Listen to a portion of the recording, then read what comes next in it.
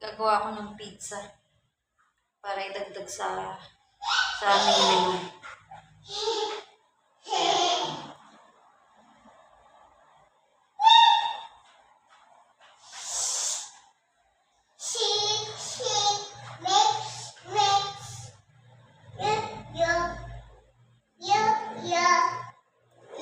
Siya ng 100 grams.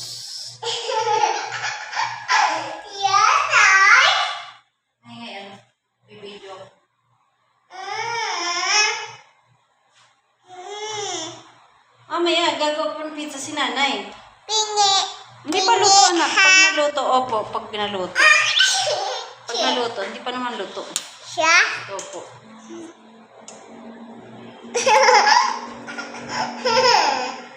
Love you. I love you more. Love you, nanay. Cute. Doon ka, bantayan mo doon. Baka biglang may, baka may customer. Baka akala walang tao. Hayo. Lakad. Punta mo doon. Baka may biglang pumasok na customer. Nandito ka mo yung tao. Nandito. Sa sulok. Oo, nandito ka mo si nanay nagagawa ng pizza.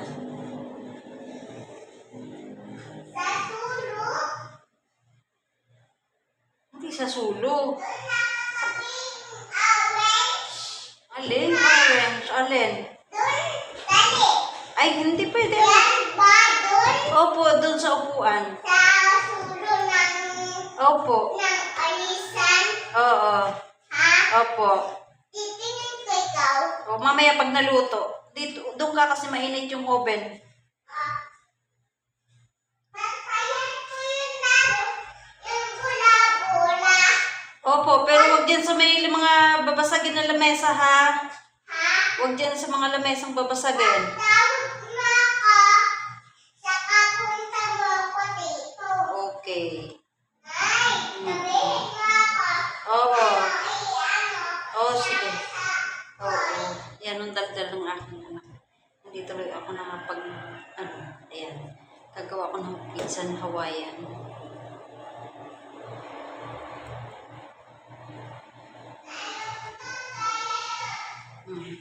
Andun na yun siya, nagdadaldal pa yan.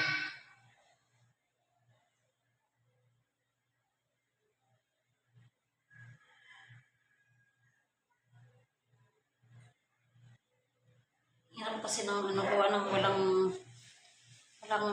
hindi pa nakabili ng ng sukatan.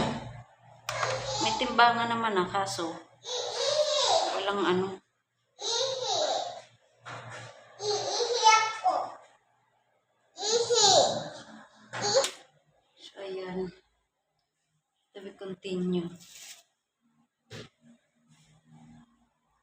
Malinis naman yung aking kamay bago ako naghugas naman ako ng ilang beses. Kaya,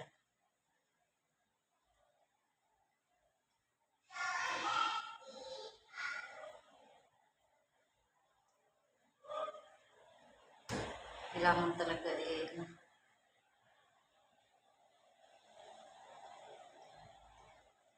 tinimbang ko yung kailangan makagawa ng 12 peraso at saka isang malaki. Try ko kung wala pa nang lagay. Wala kasing rolling pin. Hindi pa nakabili. Yan, kakanta ng dalagingging doon. Diba?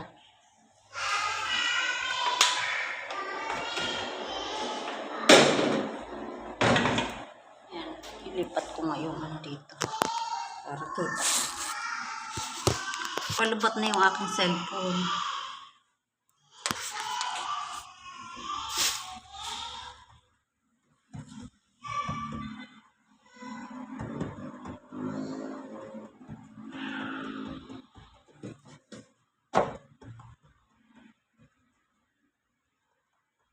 May trabaho ko dun sa sa abroad, sa ibang bansa dati.